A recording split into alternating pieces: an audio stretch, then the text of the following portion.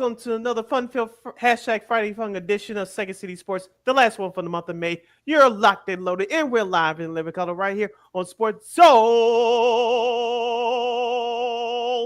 Chicago, along with Miss LaKeena McGee, which is she. I am Sidney Brown. Hey, that's me. You can follow yours truly on the Twitter, X, and the IG at SidKid80. Once again, it's SidKid80. That's SIDKID80. That's SIDKID80. You can find McGee on the Twitter, execute again, IG. Be sure to download the Sports Zone Chicago app wherever you get your apps. Please follow Sports Zone Chicago on all social media platforms on Facebook, X, Instagram, and YouTube. Please subscribe to our podcast. We're located at War Media Podcast. That's WARR Media, PODCASTS. We are on all podcast platforms, including the iHeartRadio app. And while you're at it, please give War Media a follow at WARR Media on all social media platforms. And thank you very much in advance for your support. Like, share, subscribe, and tell your friends. We're not unapologetically fun, and we have very definite opinions. If you have any definite opinion, do not 2-hour extravaganza we call a Sports Talk Radio Show. You can definitely hit us up at Sports Zone Chicago's Facebook page or at Sports Zone Chicago on YouTube. Type in those questions or comments to the comments section. The game will get the up on the screen for you. But you decide to troll and/or do something silly, dumb, or stupid, I've given LaKeena for powers to give you dumbos to be able to be a boot. Toodles.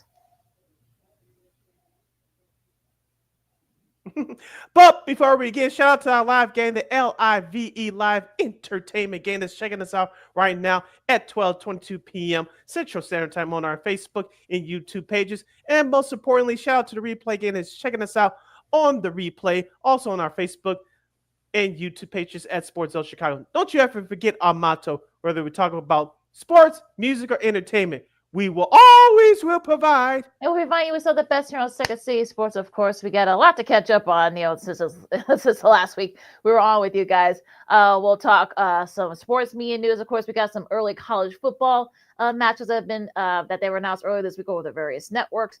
Also, other sports media news, and the Stanley Cup finalists, and this is actually a rematch from last season. We'll explain that. And one half of the NBA finalists is set. Well, we still got to wait for their opponent. And also, the Sky gets their first win of the season, and so much more. But first, Sid, let's talk some Bears and NFL. The Bears, finishing up OTAs, organized team activities, as well as scoring at home. And of course, Caleb Williams, had to, came out to the on the spokesman media a couple of days ago, I guess, reiterated that Seth Wickersham article. I know we didn't talk about it here. We just thought it was a waste of time, but he reiterated that he wanted to be a Bear, blah blah blah, what have you. Oh, okay, fine. But some of the other notes from Bears OTAs, of course, there's still some questions with edge rusher. What's good? Joe Tunney's been signed for a 2-year extension. Okay, how will the O-line looks and such? So you really didn't see too much. They didn't. It wasn't a lot of pads. It was kind of like a light workout. So, but yeah, from what I saw, look, I know everybody's excited. Everybody wants to get pumped up and whatnot. I would advise folks to kind of temper their expectations to just see what happens as we get into training camp in a couple of months and other stuff's going to be coming up soon. Well, also, too, like you mentioned, this is off-season workouts, and they're not in full pads. They're not going at it at full speed. So Ben Johnson, as we said before in our last couple of shows, that he's setting the template earlier of what he expects from his guys as they go into training camp later on during the last week of July. He's trying to set the program early. He's setting the tempo early to see which guys are fit for this team, which guys are not going to be here for the long haul. And you got to have your mission statement. You're going to have your template of what is it going to take to be a Chicago Bear on this football team. Ben Johnson has the baseline set out. Who's going to fill that mold? And for what's the looks of it, let's be honest here, LaKeena, you're supposed to struggle only because this team was 5-12 last year. It wasn't too many highlights that we talked about on the show last year. So everybody's starting from ground zero. You got to build it from the ground up, and the foundation is set early with a lot of mistakes. You got to get the kinks out. Let's be honest. Most of these guys have not been together, the players who were on this team last year, since the regular season finale last January at Green Bay.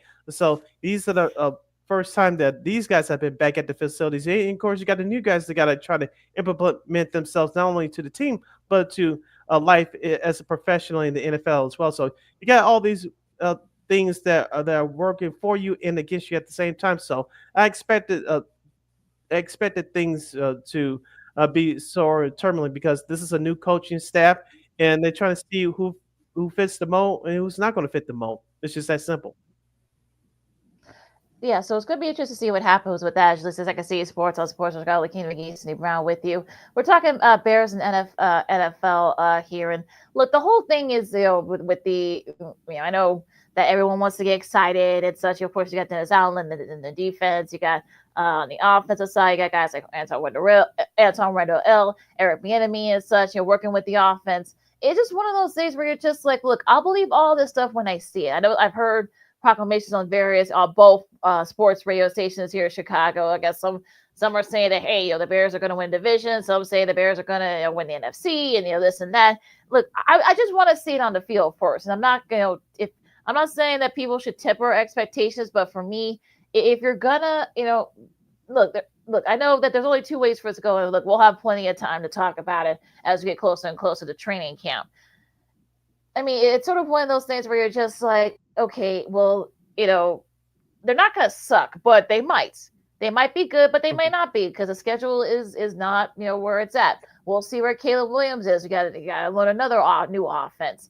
We'll see how the edge rushers, for on the defense for the Bears. I think they'll be a little bit better, but I think look, the edge rusher they're going to have to address that sometime before camp.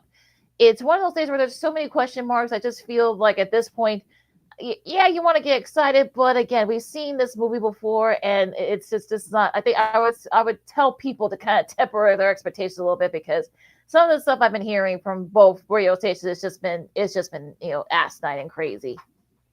Yeah, and one of the things that people have to look out for with this Bears team, if they're going to be successful, is the offensive line. We talked about it ad nauseum, for the last few months in this offseason. And just a couple of notes that were pointed out from the workouts the last couple of weeks. Rookie attacker Ozzy Trapillo worked out with the first team, and according to reports, he quote unquote held his own. Of course, remember as we said, they're in shorts and t-shirts and the helmet. They're not in full pads.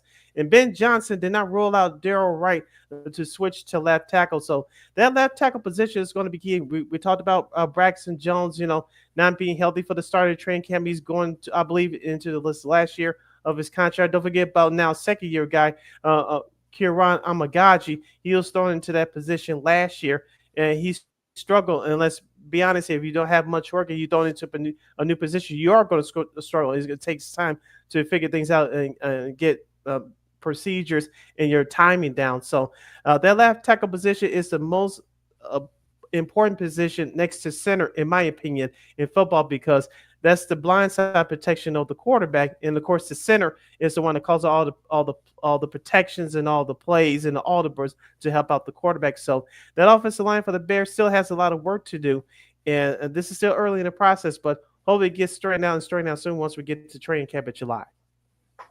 Going with the rest of the NFL news here. Of course, various rookies have signed their deals. The latest, is of course, rookie QB Jackson Dart, 4 year, $17 million deal there. So, that he's over there at OTAs right now.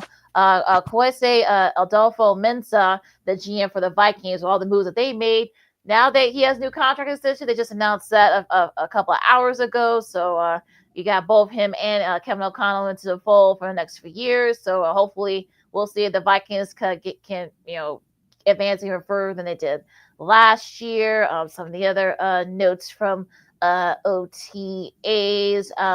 The Dolphins and the Steelers have maybe talked about a possible trade for tight end Juno Smith. We'll see. I mean, I know that Arthur Smith, who's the new OC there, he actually has a long history with him in Atlanta. So we'll see if any of that, kind of comes to fruition. Still a lot has to happen. And some other news, staying with, the Falcons, there was word, according to Jordan Schultz, one of the insiders from Fox Sports, say that multiple teams have reached out to the Falcons about Kyle Pitts, the availability. Nothing's imminent, but, they would prefer to keep him. Talk about Atlanta, but it would take at least a day to pick team and spark serious interest.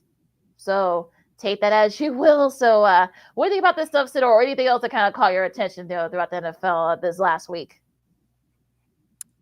A couple of things here. One, Kirk Cousins is going to be interesting to see where he ends up. He may be cut by this time next week.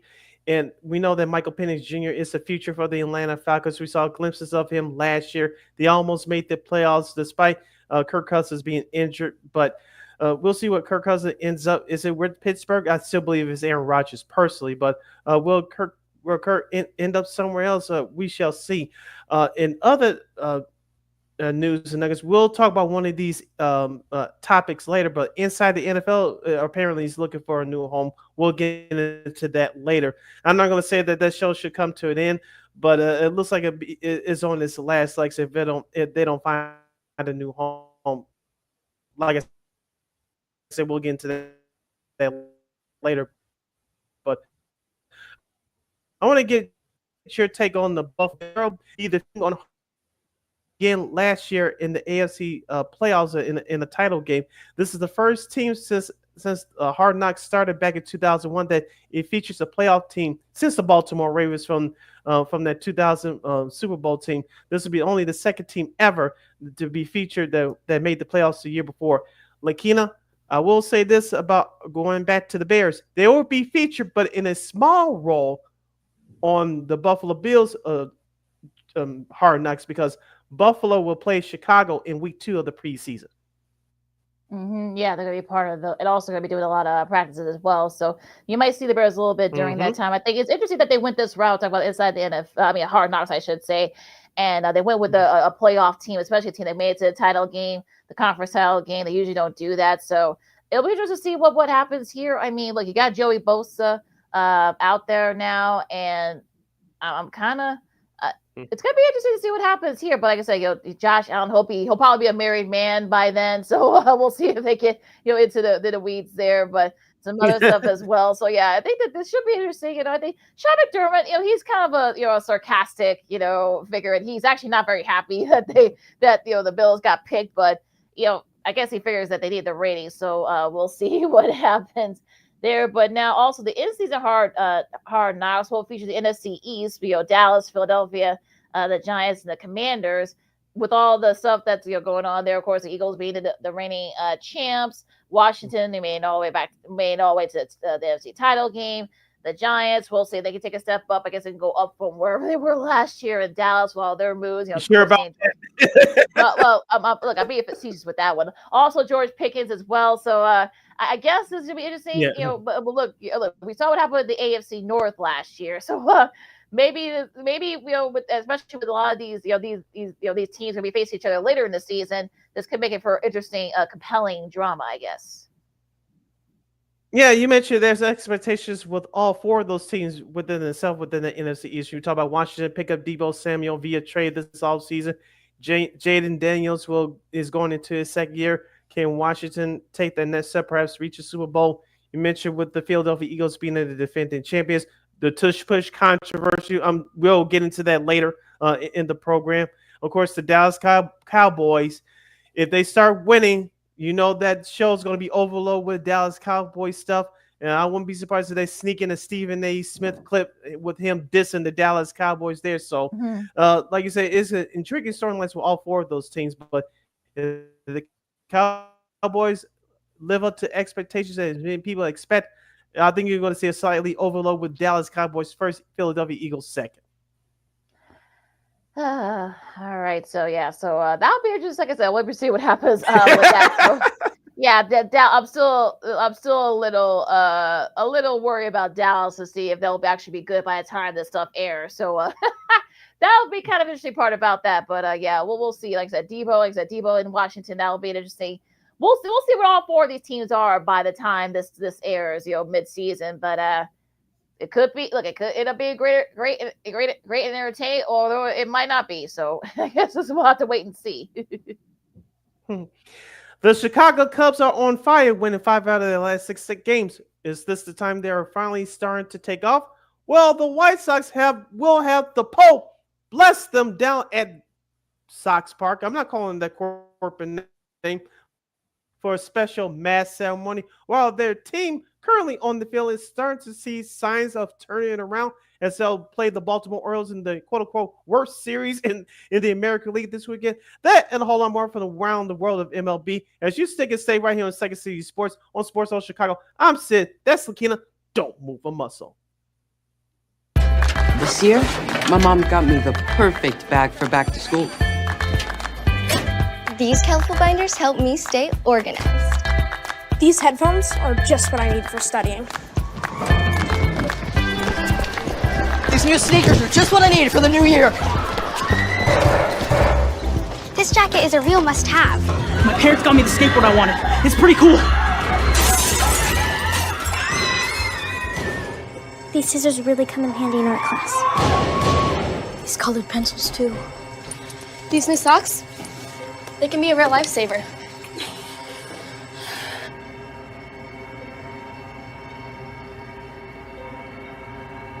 I finally got my own phone to stay in touch with my mom.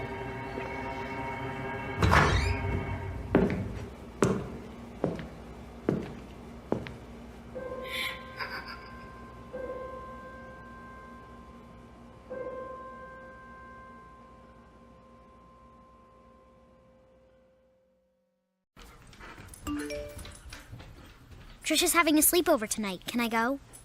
I wonder about Lucy's friends. What should I say? I know you're only 10, but one of these days a friend will offer you a drink. And alcohol at your age can lead to so many things. None of them good. So can I go to the sleepover? Lucy, I want you to promise me I something. finished my homework. Bigger promise. If there's any drinking, I want you to say, "No thanks, not my thing." Mom. I promise you, your real friends won't care. Deal? Sure. Really? I promise, Mom. They really do hear you. Did you pack your toothbrush? For tips on how to start the talk, visit underagedrinking.samhsa.gov. A public service message from the Substance Abuse and Mental Health Services Administration.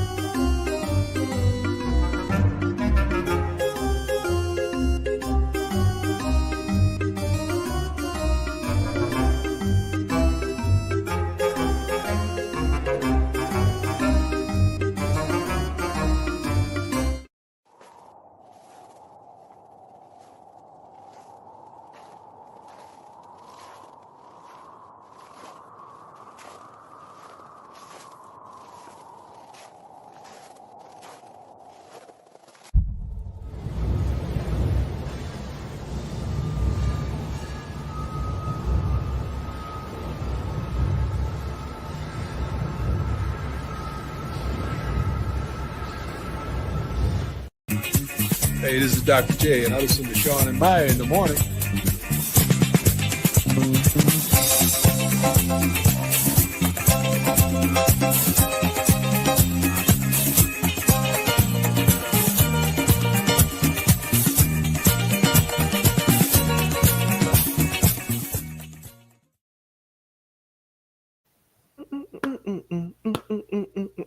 Welcome back to the hashtag Friday Fun edition of Second City Sports on Sports Zone Chicago, the last edition for the month of May. You're locked in on it in real live in the living color. I'm Sid, that's LaKeena. You can follow yours truly on the Twitter, X, and the IG at SidKid80. Once again, it's SidKid80. That's SIDKID80. That's SIDKID80. You can follow McGee on the Twitter, execute again, IG. If any questions or comments regarding the Chicago Cubs and the Chicago White Sox and/or the rest of Major League Baseball for this segment, you can definitely hit us up at Sports Zone Chicago's Facebook page or at Sports Zone Chicago on YouTube. Type in those questions or comments to the comment section. Okay, now get the up on the screen for you. Off to Diamond we go as the Cubs Yes, exactly. As the Cubs will try to roll on as they host Cincinnati in their weekend series. It's after sweeping the Rockies, even though they only scored 9 runs, which is the lowest that the Rockies have given up. But yeah, it would have been nice if the Cubs have scored like 10, 15 runs in all 3 of those games. But look, it's not about style points, and they won, so that's all you can ask for there. Now, Seiya Suzuki won NL Player of the Week honors from the National League. He and Pico Ars are actually on the top 3 when it comes to RBIs. Of course, Rafael Devers from Boston. We'll get to him in a little bit here. Is in between those two. They're actually the third team in the live ball era to have multiple players reach 50 RBIs before June. They joined the 0-1 Rockies, of course, Todd Helton and Larry Walker, respectively, and 0-3 Carlos Delgado and Vernon Wells, of course, they joined that as well. And look, even though they're doing it with small ball, they're doing it with long ball. Their pitches have actually been really good. And so I'm still a little bit worried about that bullpen. They're going to have to address. I know they brought in a couple of veteran guys. The Cubs have, so we'll see if they can try to eat us some innings to get things going there before Jet can do anything by the trade deadline. But if you're the Cubs, I mean, you got to be feeling pretty good right now. I mean, you're up there in you're in the top 10 in scoring. Your run differential. You're in the top. Your tops there in run differential. So I think you got to be feeling pretty good if you're a Cubs fan right now. Yes, as we talk about all the time. If you want to be a good team, taking that next step, you got to be competitive against the teams that are at or above 500. The teams that are inferior to you, below 500, you got to take care of business. The Cubs have done that so far since we have our last broadcast last week. The Cubs, as I mentioned, they have won 5 out of their last 6 games. They won their last 5 series overall. You mentioned last weekend against Cincinnati, it was the offensive series where the bats came alive with Dansby Swanson. Ian Happ has made his return to the lineup. You talk about Nico Horner as well. Kyle Tucker looks like he's starting to get back on track. Seiya Suzuki had an outstanding series against Colorado, but in this the last series against the Rockies, it's all been about the pitching. I told you, Matthew Boyd, you could have a hidden gem. So far, he's shown that Jet made the right decision and bringing him in. And he's a good left-handed starter, especially now with Justice Steele being gone for the year. But I want to talk about Jamison Taillon. As we said, one of the guys that need to step up that now that Justice Steele is gone for the year. Of course, Shota Imanaga, his return may be delayed until the middle or at the latest the end of June. We'll get to that in just a second. But Jamison Taillon has really stepped up to be that frontline starting pitcher for this Cubs team. In his performance last Monday, it showed that he had 6 1/3 innings pitched, giving up 4 hits, no walks, 7 strikeouts. Very impressive. He took a perfect game into the 5th inning before he gave up that home run to Maniac, I believe it was. But Jamison Taillon is proven to be that young veteran that you need on this team when the chips are down in that starting rotation. Yeah, I think that, like I said, they brought on a couple of veterans, and that started for that, especially on the bullpen side. Henias Cabrera, who was DFA'd by the Mets last week, he'll be available as early as today. So we'll see if we see him in that game, starting today against Cincy. Now, I think for me, PCA 15th home run, which is among the tops in the National League. I think. I don't want to put it out there. I want to wait till if he can keep it up, throughout the month of June, so I can put him in the MVP discussion. Dare I say? There are actually a couple of guys. We'll get to them in a second that may have something to say about that. But yeah, I think if you're the Cubs, I think if you can kind of just keep it going, you're in the softer part of your schedule, if you will. Just keep winning. Keep be the teams you're supposed to be, and once you'll get back into playing those contenders, if you will, you'll be battle tested. Hopefully.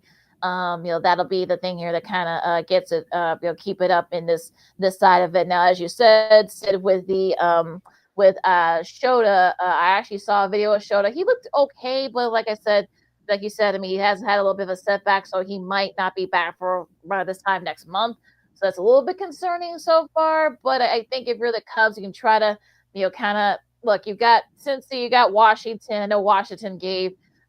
They've been getting teams fit, so that's not going to be a quote unquote easy series. Then next weekend you got Detroit, so that'll be your first big test. And also you play Philly too, so you got a nice big to start June. So it'll be interesting to see if what the Cubs can do with this if they can kind of at least win the series, at least just be competitive in all these series, and then maybe after the All-Star break, maybe Jed could make some moves and such to kind of make sure they can kind of keep it going and whatnot. So.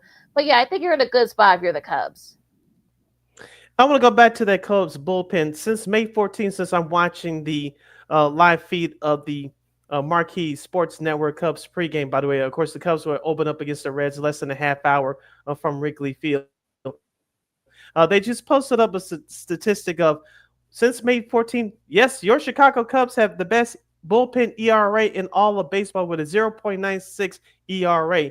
As you mentioned, with the bullpen still has a lot of work to do. They've been doing the job over these last 2 or 3 weeks. Now, it's clear to see that Ryan Presley has been kicked out of that closest role, and rightfully so. We talked about it early in the year, LaKeena. He hasn't ever since his return from his knee injury, he just hasn't had it. Daniel Palencia, it looks like he has the role for right now. I know Porter Hodge took it for a little bit before he went down with an injury, but looks like Daniel Palencia has that closest role for now, using air quotes here. He has 3 saves on the year. If Palencia continues to be lights out, LaKeena, you at least, if you're Craig Counsell, I will at least assume that Daniel Palencia has the job at least for the foreseeable future. Yes, he does. They looked really good, and I think, like I said, hopefully the bullpen's been really solid these last few weeks, so hopefully it can keep it up and such. So yeah, you could probably say yes of this because of the scheduling and the teams they play, but this can only help their confidence. So once they face the Detroits, the Phillies, I know they play the Yankees right before the All-Star break. Maybe if they can keep it up against those teams like the Cincy's, your Miami and those teams, maybe you could do good against those other teams. So hopefully, yeah, they've been really good so far, very solid. Hopefully they can keep it up. And yeah, I think you got your new closer right there as well. Okay, taking a look at the pitching matchups for the series against the Orioles. We mentioned the first game will be we'll have the first pitch less than a half hour away from Wrigley Field. Is Andrew Abbott for the Reds versus Colin Ray for the Cubs. Tomorrow's pitch will be more consistent on that mound. Looks like hopefully he'll finally start to turn in the corner. And then for Sunday, you'll have Nick Martinez for Cincinnati against Jameson Taillon for the Chicago Cubs. Looking at these pitching matchups for this series, I know we mentioned that the Cubs took 2 or 3 from Cincinnati last weekend. Do you expect the same results here, or do you think Terry Francona's crew will have a little bit more fight in them, unlike last weekend? Like Sissy's been one of those teams where you thought that maybe they would break through and perhaps maybe win a few games and perhaps even dare I say maybe challenge. I wouldn't say challenge. Now they did win 2 out of 3 against the Royals this week, so I think that. Yeah, I know some Royals fans were not very happy about that, but I think it's gonna be interesting to see like what team you're gonna get. Are you gonna get the team that's been?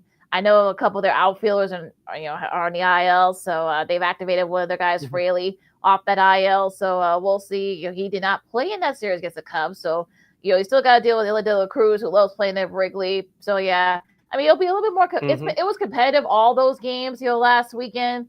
I don't think it'll be anything different, but I think if you're the Cubs, there's no reason why you shouldn't win 2 out of 3. There's no reason why you shouldn't. Yeah, I'll predict that the Cubs will win 2 out of 3 games at the friendly confines this weekend against Cincinnati. You're listening to Second City Sports on Chicago. Sid LaKeena here with you discussing baseball. Let's now switch it over to the South Side. LaKeena, since we last left you last Friday, the Sox took 2 out of 3 against Jake Berger's crew in the Texas Rangers. They failed to complete the sweep on Sunday. The bullpen gave it up thanks to Jordan Leisure in the 9th inning last Sunday afternoon on the South Side. They played a competitive series against the New York Mets, won the series finale on Wednesday to avoid the sweep. They should have taken 2 out of 3 against the Mets, but Adrian Hauser, LaKeena, he made his debut a little bit over a week ago. He pitched lights out. It picked him up. I'm talking about the Sox picked him up from the scrap heap, but he delivered another performance this past Monday on Memorial Day against. The one thing is that the starting pitcher for the Sox can be good when they get on the road. Shane Smith finally got some run support. Unfortunately, he didn't qualify for the win on Wednesday. But with the White Sox, with their starting pitcher, if they can ever find some consistency, I think they're going to be just maybe a tad bit better than what we expect. But their bullpen obviously needs some more work. Miguel Vargas offensively has been on fire. I'll give you some numbers on him in just a moment. But Andrew Benton, ever since he's returned from his injury, has been swinging a hot bat. Hopefully, GM Chris Getz, you wake up and smell the coffee, say, hey, if Andrew Benton keeps us up for the rest of this month, you can get some for him right before the trade deadline. Luis Robert Jr., I love you, man, but it's time for you to go. It's time for you to go. Well, it's obvious he doesn't want to go. I'll leave it at That's that. But probably why he at wanted. least, at least for the Sox from the young guys, they start to see some signs. Yeah, I mean, the Benintendi, he was only a double shy of that cycle and that Wednesday win to avoid the sweep against the Mets. So, maybe, four RBIs a season high. So hopefully they can, maybe he'll, Getz will use it as a sign there. Also, but unfortunately, Miguel Castro, one of their rear relievers, is done for a year after injury his patella tendon in that win. So, a tough loss on that one for that part of the bullpen. But the Sox were actually competitive in all three of those games against the Mets. I mean, they kept Juan Soto at bay, so I guess you can take that as for what it's worth. So it's gonna be interesting to see if the White Sox can kind of, like I said, we're in the fun bad part. For the White Sox, they play Baltimore. Sorry, today actually, because there's some inclement weather coming towards the Mid Atlantic, so that's why they moved the start time up. I should say now it's going to be at 3:30 Chicago time instead of being at 6. Mm-hmm. So a little early start for that one. So we'll see if we know we discussed this goes of Baltimore ad nauseum. So there's no reason why the White Sox. This is why people are calling this a toilet bowl, the series in the AL. But we'll see if the Sox can kind of at least win, but at the very least win 2 out of 3. There's no reason why they shouldn't. So we'll see what happens tonight in that series. But yeah, I think the Sox they've got some of the young talent. We talked about Cairo. We talked about, I know Tim Elko. That's not him on the phone, obviously, but that's not him on the phone. But yeah, Burke, been pitching very well. So I think if you're if you're a White Sox fan, I know they're supposed to be blessing. I guess Pope Leo is supposed to be blessing the G-Ray Field coming up when the Sox come back for their homestand next week. But I guess we're in the fun and bad part of the rebuild. Yeah, going back to that White Sox office, you mentioned Edgar Carroll. I know they traded Matt Theis to the Tampa Bay Bucket. I said Buccaneers, I'm thinking football, but to the Tampa Bay Rays. There was a logjam catcher there. Of course, Corey Lee, who's been their backup catcher, who's been injured most of the year. He made his return to the lineup this week against the Mets. So you have your catchers there with Corey Lee and Edgar Carroll. That's Quero for those of you scoring at home. Most of those pitchers and that starting staff trust him. So looks like he's going to be a cornerstone there going forward. But I want to talk about Miguel Vargas, who they picked up last year from the Dodgers. For the year, he's been 282 away from Sox Park, but for overall, he's been batting over 300 for the month of May. But overall, he has 8 home runs and 26 RBIs. But he has 7 home runs and 17 RBI for the month of May. He's been clearly the Sox hottest hitter. And I'm not saying he's the future for this White Sox team. I know he's been playing a little bit of first base here lately since Andrew Vaughn and Elko has been sent down over a week ago. But he's made an adjustment to his swing. He's being more selective with his pitches, and he's been having a good month. I know he missed a home run a couple of times during that Mets series, but he's really made some adjustments. He's really starting to pay off for him. Yeah, it really has. He's looked really good now. Like I said, we'll see if he is going to be part of this rebuild long term. But yeah, I think if you're the White Sox fan, he's been one of the bright spots. So, like I said, I don't think this White Sox team is going to be bad as they were last year. I mean, look, they're 18-38. So look, they're not. I mean, look, we know, yes, they're bad, but they're not like bad as they were last year. They're competitive.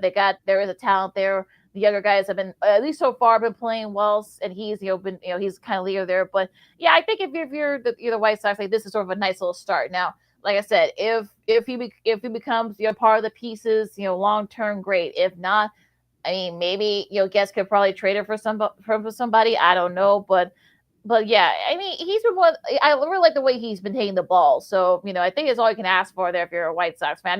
I know White Sox fans need something to kind of hang on to. So yeah. He's one of those guys that you can hang on to. All right. Let's talk about the rest of baseball since we have a few minutes left in this segment, LaKeena. A couple of teams have been on fire. We'll start in the American League. The Tampa Bay Rays, they take care of the Minnesota Twins this week. I know they started a 4-game series down there in Houston last night. They take care of the Astros in the first game of that series. The Detroit Tigers continue the roll. They take care of the San Francisco Giants earlier this week at Comerica Park. They have the third best record in all of baseball. LaKeena, is it time for everybody else to start to take the Tigers seriously? I told you I like their bullpen. The offense is starting to come around, especially with Kerry Carpenter, Spencer Torkelson, and Riley Green. And now they have the starting pitching to back it up with Jack Flaherty and Tariq Skubal, who perhaps is one of the top 5 pitchers in baseball. In my opinion, he's the top pitcher in the American League. It's the time for others to start to take the Detroit Tigers seriously. Yeah, I mean, Google pitched a gem on Memorial Day, only a 98, only like a 90, like only like 98 pitches. And I think he threw his last was like 103 or something like that. So I guess he started kind of starting to send a message to folks, and such. But yeah, I think they need one more bullpen arm. I think if you're the Tigers to kind of like help beat that up a little bit. I know the bullpen's been good, but you always use a good setup guy. So they might kind of spruce things up a little bit during the trade deadline. Before the trade deadline. I know Justin Henry Malloy's been hitting the ball very well lately. He was one of the big reasons why they were able to sweep the Giants in that series. After, of course, lose a 3-out-of-4 to the Guardians. So that was a nice bounce back series win for them. But I think Detroit's going to be one of those teams to look out. Like I said, they need to spruce up that middle relief bullpen a little bit, but. Overall, look, Javi Baez is having a good time playing in outfield, which I never thought you'd see that. So, look, maybe AJ Hicks has found the formula here. Yeah, and with Cleveland losing 2 out of 3 to the Dodgers this week, the Tigers looks like they finally started to take off. I know Minnesota's starting to come back to earth just a little bit, but they still above 500. We know about Kansas City. They're going to be there because of their starting pitching. And of course, we know about the White Sox. But I want to switch it over to the National League and give some love to the Pittsburgh Pirates. I know they don't deserve much on this show, but Paul Skeens actually got some run support in their series finale this past Wednesday against the Arizona Diamondbacks. The Pirates beat the Diamondbacks on Wednesday 10-1. Paul Skeens pitched it to the 8th inning, and the Pirates actually scored double-digit runs for him. Yay! Yeah, I mean, it's going to be interesting to see what, look, he's been subject to trade rumors, believe it or not. And I know he doesn't want to leave but again, we know how Pittsburgh is. We know how the brass is over there. So, to be continued there, but yeah, they've been playing pretty good, like you said. I mean, like you said, they won 2 out of 3 against the Diamondbacks. They split their series against the Brewers, so I'm not going to say they're going to come in and be in the wild card hunt in the National League, but they've been playing pretty well. So, you got to give them props. Yeah, another team you got to give props to is wrapping up that NL Central. The St. Louis Cardinals, they take 2 out of 3 at Baltimore. They're 3 games trailing behind the Chicago Cubs for the NL Central Division lead. And the Milwaukee Brewers take care of the Boston Red Sox, which was a very competitive series. As I said before the start of the season, Milwaukee, they're not going to have a year like they did last year where everything went their way, but they're going to be sneaky competitive, and they show what they were really made of against a powerful Red Sox lineup this week up there in Miller Park. Yeah, I said Miller Park, not the current corporate name. The pitching was really a big reason why. I know we said that he actually is right there with a PCA and Seiya for the RBI lead, but he did not have a good series against Milwaukee, and they've lost 4 in a row. Talk about the Red Sox. I know Boston fans are ripping things all over the place, so hopefully they can get back on track. But look, I mean, Milwaukee's been really solid. Like I said, I don't know if they're gonna be up there with the Cubs and the Cardinals for the NL Central, but we'll see. I mean, they could definitely be in the contender for the wild card spot. Now, going out west, I know the Dodgers, they won 2 out of 3 against Cleveland after losing, 2 out of 3 earlier last weekend against the Mets. They were able to bounce back there and such. It looks like, guys are starting to come back on the pitching side, so that should help them a little bit. I know Ohtani, hit another home run during that in that series against the Guardians, so it'll be interesting to see what happens with that. But yeah, the Guardians are, like I said, I mean, that the Dodgers, like I said, I think it's a good thing that they're not running away and hiding in the NL West because they'll prove their battle test. And now the Padres, look, they won 2 out of 3 against the Marlins. We'll see what they do starting tonight against the Pirates. But again, they've kind of struggled a bit lately, so we'll see if the Padres can get back on track. Yeah, and we mentioned about the Diamondbacks too with their series against the Pirates. The Dodgers, I want to go back to them real quick. You talked about Shohei Ohtani. Now he's starting to throw bullpen sessions. I know he threw one last week in New York, which was actually, I'm not going to say televised, but there was some film on him throwing a simulated game. So it's going to be a minute before Shohei Ohtani returns to the mound being a starter because he's that damn good. So we'll see what happens when and if that happens. Of course, Clayton Kershaw's return hasn't been good so far, but as we said about the Dodgers, it's all about getting guys healthy for another potential run in the playoffs, because the way they won the World Series last year, despite all the injuries to their bullpen and their starting staff, it was remarkable. If people think that it's just going to happen just like that again, you're kidding yourselves. Go to NL East real quick. Shout out to Chris Sale, who reached 2,500 strikeouts, the fastest pitcher to ever do that. And of course, that kept him from getting swept by the Phillies. I'm talking about the Braves. The Phillies that win that series 2 out of 3. So yeah, it'll be interesting to see if the Phillies actually looked really good. They've been playing okay lately. They won 2 out of 3 against the A's. It'll be interesting to see what they do here. But yeah, I think the Phillies, like I said, I think they need to beef up that bullpen a little bit. I think they can definitely be up there. The Mets we talked about, the White Sox, of course, you'll win 2 out of 3 against them there. But let's go real quick to the AL West. Seattle. They lose 2 out of 3 to the Nationals. Those sneaky Nationals, they took it to your Mariners. Josh Bell, yeah, they gave up 7 runs in the 10th inning, and they were able to win that series. And they also lost 3 out of 4 to Houston. So not good for the Mariners.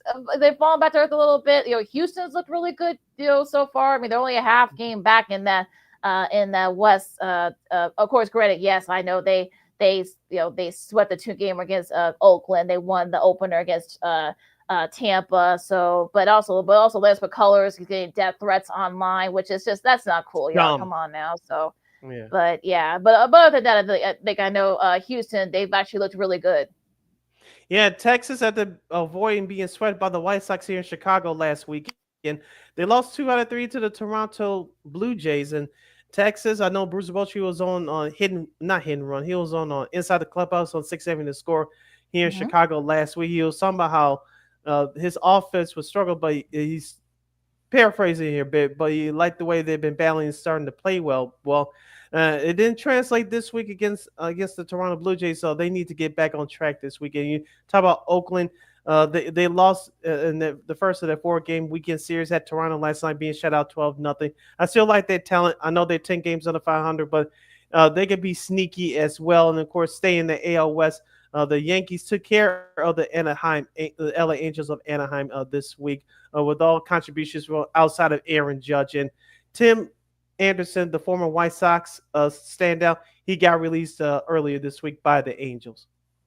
Yeah, I was really hoping it would work out for him there, but unfortunately, it ended up not being the case. So hopefully, a team picks him up and give him a shot. I really think he just needs to be in a good situation to kind of help them get back to what we saw, here in Chicago. So hopefully, we'll get another chance. Now, real quick though, speaking of Toronto, there are teams in MLB history to have 3 12-plus run shutouts in a single calendar month. Yeah, go all the way back to the 1880s. The Trolley Dodgers, and then the 1899 Phillies, and of course, this year's Blue Jays joins that group. So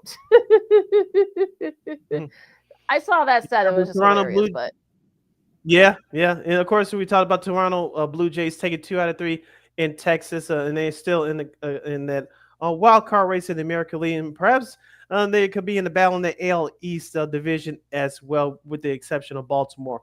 And speaking of Baltimore and the rest of the Major League Baseball, here's your series schedule for this weekend. Of course, the Reds and the Cubs will get it on less than 20 minutes from now from Wrigley Field. Our White Sox will take on the Baltimore Orioles. The first game of that series will be today at 3:30 local time, Chicago time, as LaKeena mentioned, because of the storms that the East Coast folks in the East Coast have been dealing with all week. Other series that will be kicking off this weekend: Milwaukee at Philadelphia, Oakland, as we call them on the show, the Oakland A's of Sacramento. They'll continue their 4-gamer north of the border in Canada against Toronto. The Angels will visit Cleveland. Colorado will continue their East Coast road trip. They'll face the New York Mets. San Francisco will travel to South Beach to take on the Miami Marlins. Boston will face the Atlanta Braves. Tonight's game will be seen on Apple TV Plus at 6:15. St. Louis will travel to Texas to take on the Rangers as the Cardinals continue their road trip. The Detroit Tigers will take on Kansas City from the Show Me State, and in a big series with both teams there. Tampa Bay will visit Houston, continue their 4-game weekend series. Pittsburgh will travel to San Diego as Pittsburgh continues their West Coast road trip. Washington will continue their West Coast road trip. They'll face Arizona. Minnesota will visit LaKeena Seattle Mariners. And we have the rematch of last year's World Series. The New York Yankees will visit Los Angeles to take on the Dodgers. Tonight's series opener can be seen on Apple TV Plus at 9:10 p.m. Central Standard Time. Sorry, folks in New York and Los Angeles. Gotta get streaming, or maybe perhaps you'll stream it somewhere on outside Apple TV Plus. Get a VPN. The national schedule for this weekend. This weekend, of course, you got Milwaukee and Philadelphia. That's going to be on FS1 at 3:05. Your Fox regional coverage will be Minnesota and Seattle, or the aforementioned Yankees and Dodgers at 6:15 on Fox tomorrow. On FS1 at 9 o'clock, you got Washington, Arizona. On Sunday, you got the Roku matchup at noon. You got St. Louis and Texas, Boston and Atlanta. They'll finish up their series on MLB Network. And, of course, the Yankees and the Dodgers will be your Sunday night game at 6 o'clock on ESPN. And that's your schedule for this weekend in MLB. Our number one's doors is completely now shut. Our number two's doors will open up following these messages. The NBA playoffs, Oklahoma City dominates the Minnesota Timberwolves to represent the West in next week's NBA Finals. Are we destined for a Game 7 between the Knicks and the Pacers? And we'll get a pulse. I don't know how much, but we'll get a pulse of the rematch of this year's Stanley Cup Final between the Edmonton Oilers and the Florida Panthers. And we'll have sports, media news, and a whole lot more. You stick and say on the hashtag Friday Funk edition of Second City Sports, the last one for the month of May. You're locked and loaded, and we're live in the living color right here on Sports Zone Chicago. No, I don't know though. I'm scared. I mean, you're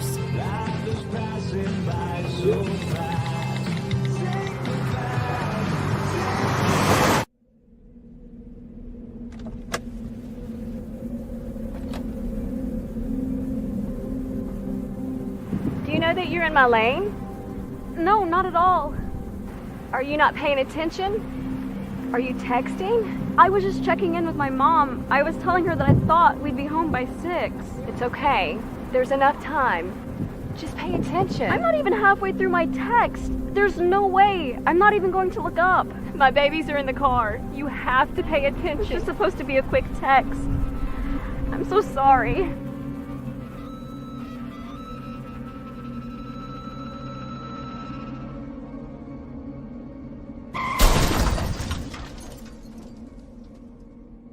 Hi, I'm Tom Brady, the director of DODEA. September is National Suicide Prevention and Awareness Month. The simple act of reaching out and caring for those in our communities is something we all can do. Just being there for someone you care about can be a tremendous first step in getting them access to confidential resources and support that they need. It only takes one person and one small act and 1 minute to make a difference. Let's make a difference.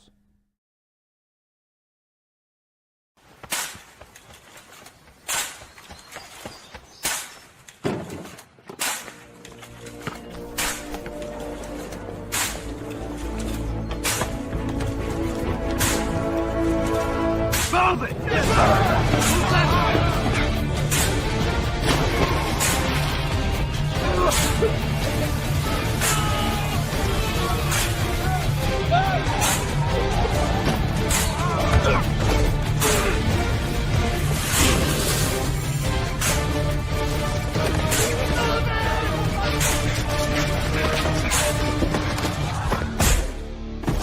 Many will hear the calling.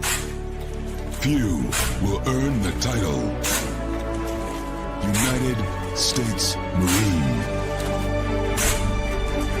The few, the proud, the Marines.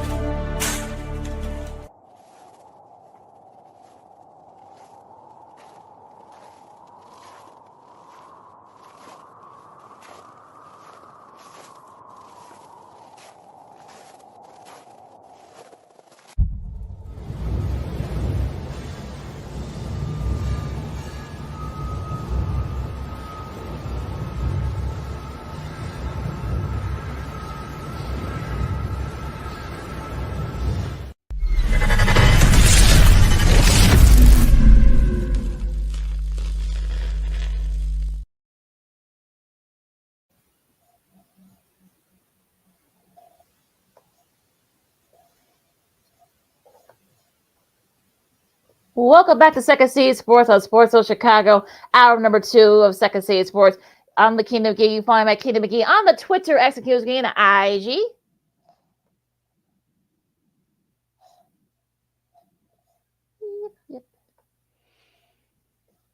And you can follow your Shirley Sidney Brown on the Twitter, X, and the IG at SidKid80. Once again, it's SidKid80. That's SIDKID80. That's SIDKID80.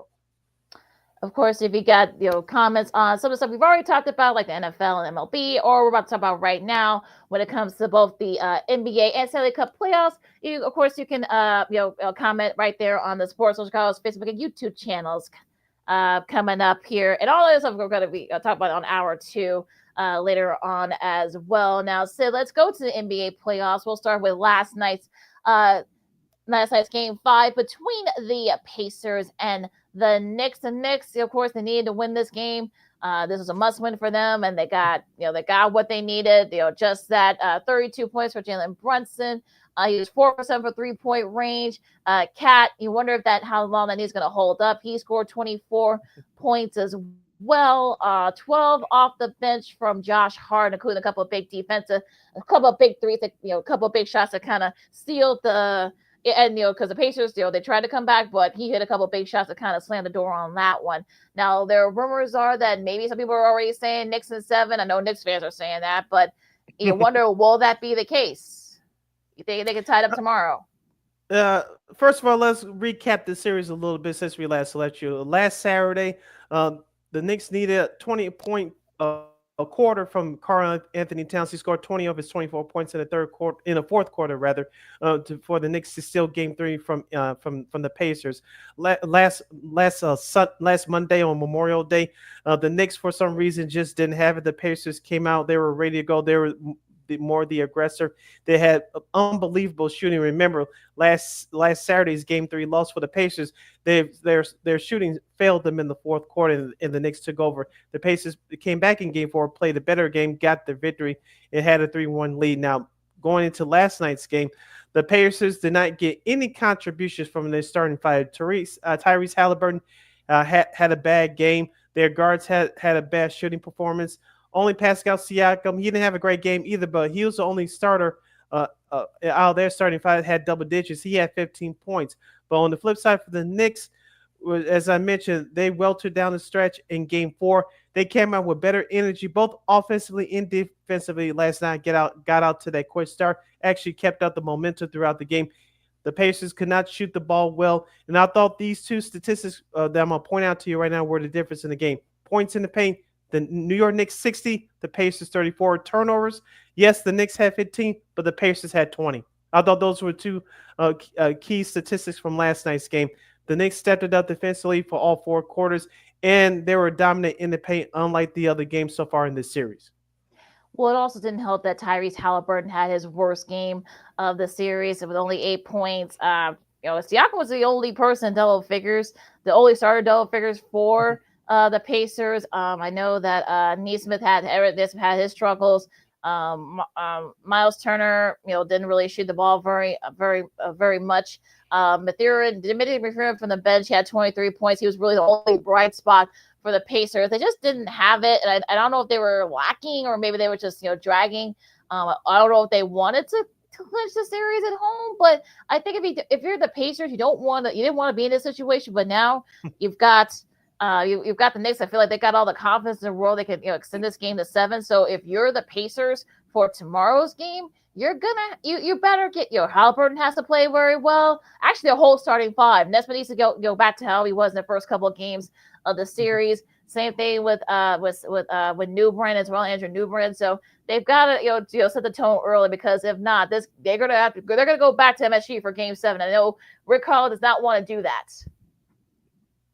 And the circumstances that faced this Pacers team last year is not going to happen this year, especially if the Knicks win tomorrow night. But, excuse me, as I mentioned, for the Indiana Pacers, they play better at home, even though they have taken the first 2 games of this series from MSG. You really don't want to take any chances on the Game 7. The Pacers have actually played well at home so far in these playoffs. And tomorrow night, I don't think it's going to be any different. As you mentioned, Tyrese Halliburton has to set the tone offensively.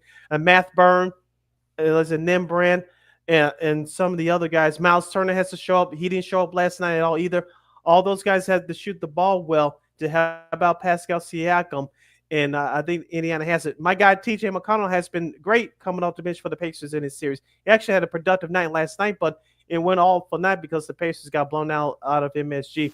On the flip side for the New York Knicks, as I told you, LaKeena, they're going to have someone unknown come off that bench and force Tom Thibodeau's hand because the Pacers had better depth on their roster on paper. It was Miles Deuce McBride last night. I thought he did well. Don't forget about Precious Achua as well. I thought he did some things last night as well, coming off the bench. So I'm looking for those two guys to be key contributors off the bench. We know what Josh Hart brings to the New York Knicks. He's not a shooter, but he's a hell of an offensive rebounder, and he can play some D as well. Mikal Bridges is going to have to step up again as well. You mentioned Karl-Anthony Towns on the injury, how long that's going to hold up. And Jalen Brunson, I like the way he plays, but at times he holds the ball too damn long, almost like playing late 90s, early 2000s basketball. For the Knicks to do it again tomorrow night, they're going to have to swing the ball around, take that pressure off of Jalen Brunson. I'm looking for Mikal Bridges to have a good game. I don't know about you, LaKeena. Maybe I'm missing something here. I know we haven't been on for a week, but have you seen OG Anunoby on the court, outside on the court? Has he done anything in this series? Unless I'm missing something, he hasn't done a damn thing in this series. I think he needs to set the tone for the Knicks tomorrow night on the road. Yeah, he really does, and I think they're going to need him if they want to send this series back to MSG for Game 7. I think both teams need to set the tone here. Look, you give the Pacers credit. We know that the Knicks shot the ball very well in the first quarter. They were only down 4. They got to get their guys to step up because, like I said, look, Rick Carlisle. This is not his first rodeo doing this. I know he does not want to go back to MSG for Game 7. He does not. And like you said, I think the Pacers only lost, I think, like one game on the at home, during these playoffs. So I think they want to kind of keep it up and set the tone there. That place is going to be rocking, and you want to try to put these Knicks away and see if you can, force Cat to, to make bad shots, force turnovers from Brunson, see if you can kind of lock down some of the other guys, lock down Bridges and those guys. So, because if you don't, you're going to be going back early next week for a Game 7, and I know the Pacers want to do that. So you want to kind of trust, maybe set the tone early, perhaps maybe try to end the game early and get the crowd involved as well, because that Pacers crowd is going to be rocking. Going back to Karl-Anthony Towns, as I mentioned, the points in the paint, the Knicks dominated last night, 60-34. With that bad knee injury you mentioned, that's why I brought up Miles Turner, Pascal Siakam, because if the Pacers can dominate inside, especially early, get Cat in foul trouble, it opens up, on top of for the Pacers, it opens it up for their guards to dominate, especially shooting from the outside. And I think that's really going to be key. How much do they go at Karl-Anthony Towns early? If they have him pick up 2 early fouls, I think it's going to set the tone for the rest of the game, especially for that Pacers offense. On the flip side, for the Knicks, you definitely don't want to have that happen. That's why if Karl-Anthony Towns struggles, yes, the burden's going to be placed on Jalen Brunson first, but you got to have OG Anunoby, who the first guy I'm calling out, to have him step up, followed by Josh Hart, and those 2 guys, Achua and Miles Deuces McBride. Those 4 guys going to have to help Jalen Brunson carry the load if the Knicks want to advance on Monday night in Game 7 back at MSG. Well, look, they were able to do that. Pacers did in Game 4, force Cat in a foul trouble. He had like 3 early fouls in that first quarter. Mm-hmm. So if you wanted to repeat that, that's probably what the Pacers are going to have to do. So we'll see what happens. It should be an interesting, game. Definitely going to be a very entertaining game. Game 6 tomorrow night, in Indianapolis. Now going towards OKC. It's OKC. Of course, they made their first trip to the NBA Finals since 2012 with KD and Harden and Westbrook. Mm-hmm. They lost to LeBron, Bosh, and Wade that year in the finals, but but again, they dominated the T-Wolves 124-94 on Wednesday.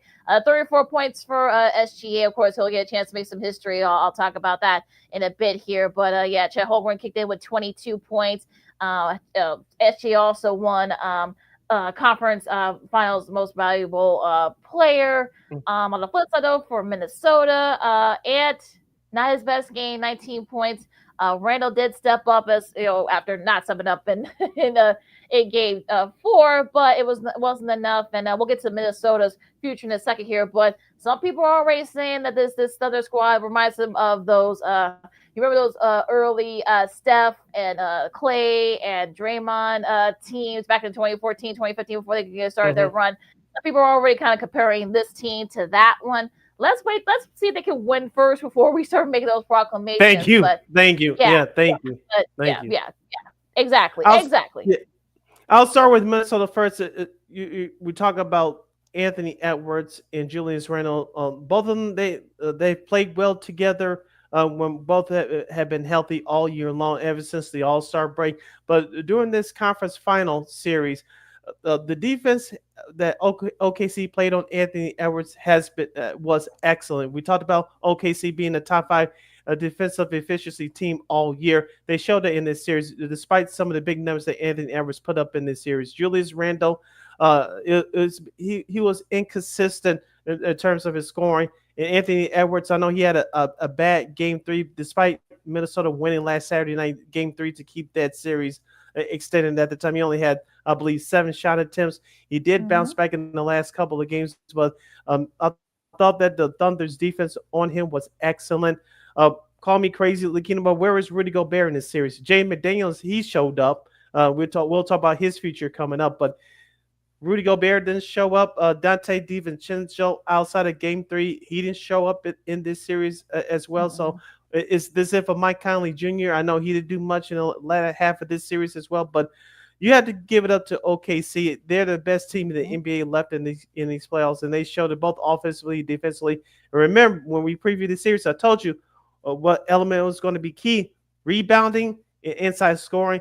OKC answered those questions both with Chet Holmgren and Isaiah Hartenstein. You mentioned Chet Holmgren's numbers. He stepped up, in my opinion, offensively in this series. I know SGA got the award for being the best player in this series. My unsung MVP for this Thunder team in this series was Chet Holmgren. He really stepped it up offensively. Yeah, he definitely could have made a case for him perhaps maybe in the MVP honors if not for all the stuff that SGA did. So, yeah, I definitely think you probably if he had won it, I think look, I would not have been. I wouldn't have had a gripe about it because, like I said, he was really good and consistent throughout this series. Now, going on the Minnesota side, like you said, and I said on Twitter, Mike Conley Jr. No shade, but you're not the answer to be Ant's backcourt mate. They need to find a solid, suitable backcourt mate for Anthony Edwards. I know people already say, "Hey, let's trade him to Los Angeles. Let's trade him to Chicago." Like that's not happening. He loves it there in Minnesota.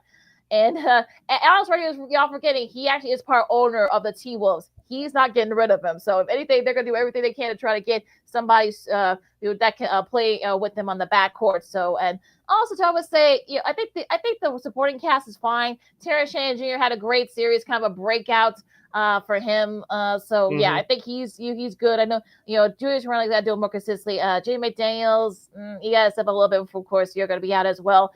Gobert, yeah, you haven't been. Yeah, you only show when you want to. So that's kind of silly how that works out. But going back to OKC for a minute here.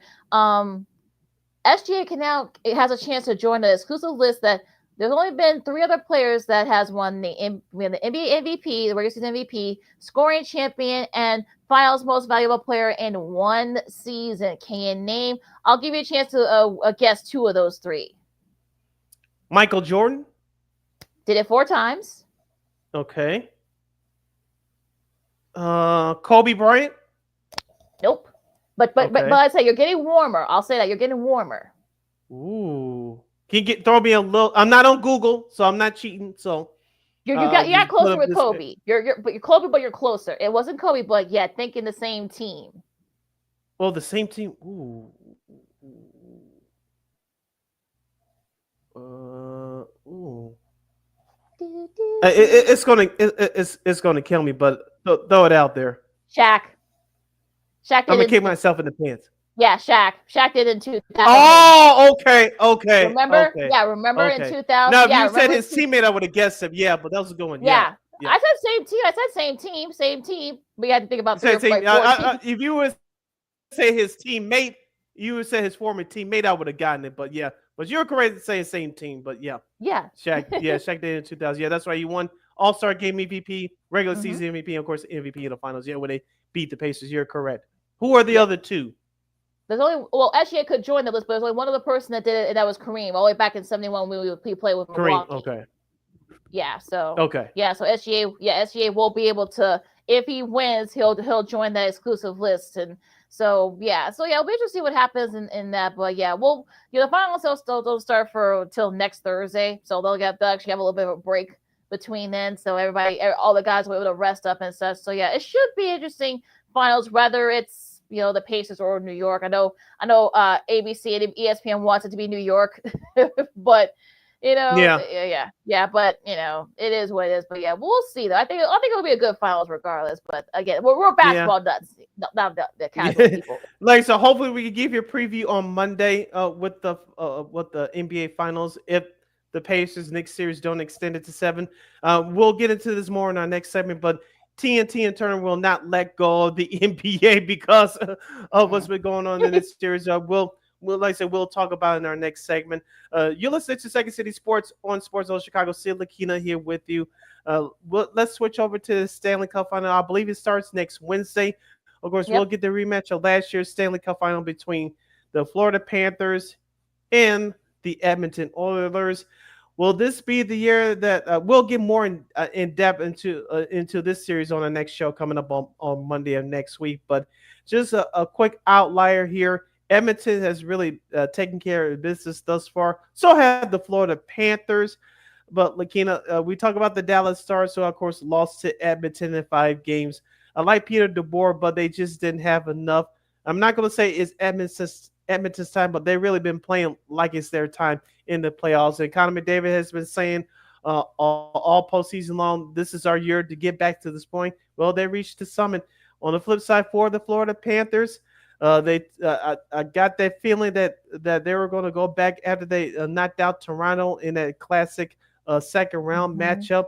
They really took care of your Panthers, made quick work of them in 5 quick games. So both these teams will be well equipped. They'll be well rested and ready to go next week. Yeah, too much Sam Bennett for the Panthers there, and the Hurricanes did not have an answer for him. Sam Reinhart, the two Sams, as I call him, Sam Reinhart as well. Of course, Kachuk did his thing. Of course, Brad Marchand, he really wants to win another Stanley Cup before he retires. So, I know they play with a little bit of urgency there. Now, Edmonton is going to be interesting because this is I don't want to say this is the exact same Edmonton team that faced each other that faced that Panthers team last year, but it's kind of interesting that of course, you had Connor McDavid and Leon Draisaitl.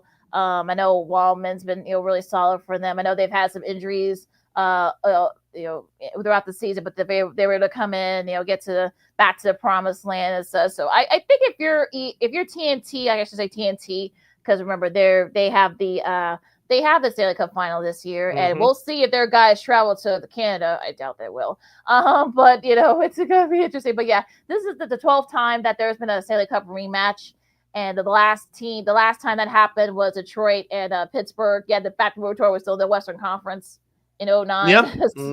08 and 09. Yep. Yep. And this is interesting to see what happens here. But yeah, I think Edmonton does have if they can do what they did against Dallas, I think they could definitely bring Canada their first cup win in 32 years. It's been that long since Canada has won. I think it was Montreal 93. Dennis Savard, former Blackhawk, he was in after for that series. He was holding the Stanley Cup in a suit.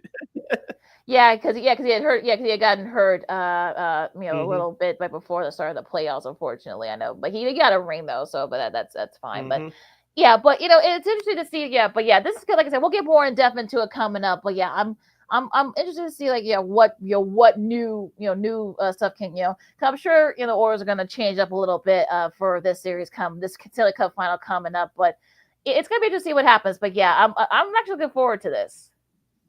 Yeah, me too. It's going to be 2 contrasting styles of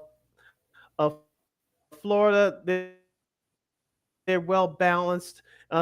they could put it up your little score with you as well. On the flip side, Edmonton, the offensive firepower, but and can they play that tough physical game when they need it most in the playoffs? And that's what the playoffs are all about, because when you're not playing your best game, you can get into the trenches, you can play dump and chase, can get into the corners, get those loose pucks, and create multiple scoring chances. So it's going to be interesting which style wins out the most for this year's final.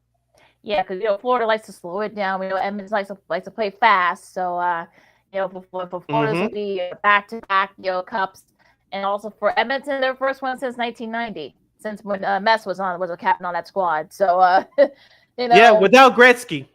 Yeah, no Gretzky, and I think Grant Fuhr was hurt that series as that time as well. I think he hurt right before the season. So Gretzky was already out in Los Angeles with the Kings. So should be a fun series. Like I said, we'll get more and more in depth, coming up on Monday.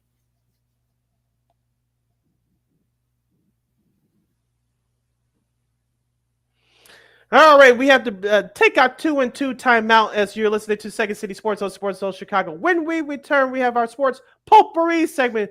There's a lot of sports media news, as LaKeena mentioned early in the show.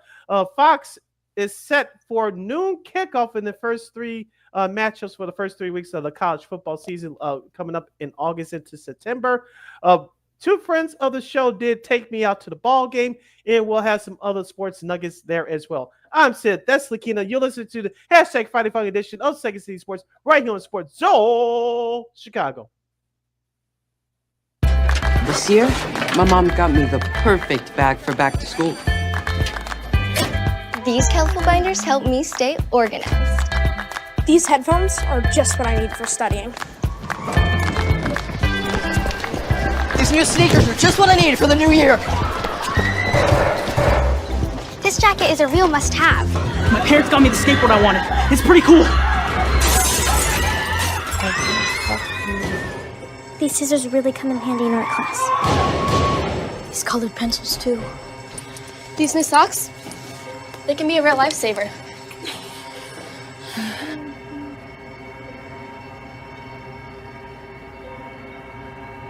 I finally got my own phone to stay in touch with my mom.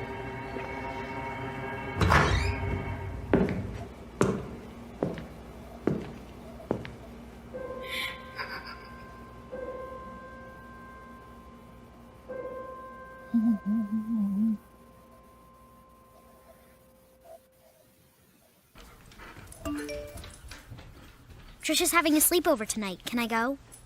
I wonder about Lucy's friends. What should I say? I know you're only 10, but one of these days a friend will offer you a drink. And alcohol at your age can lead to so many things. None of them good. So can I go to the sleepover? Lucy, I want you to promise me I something. finished my homework. Bigger promise. If there's any drinking, I want you to say, "No thanks, not my thing." Mom.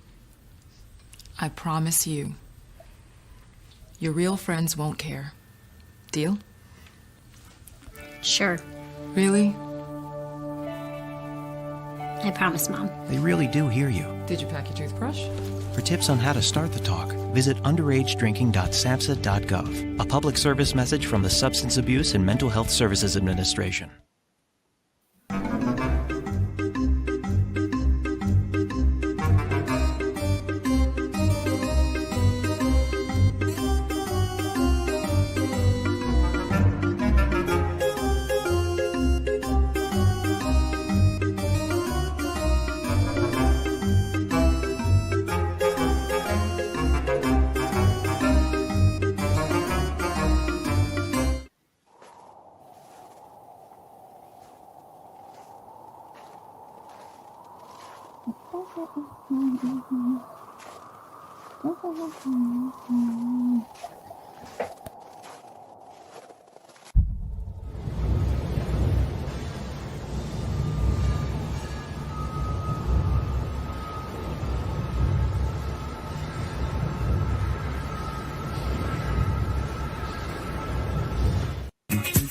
Hey, this is Dr. J, and I listen to Sean and Maya in the morning.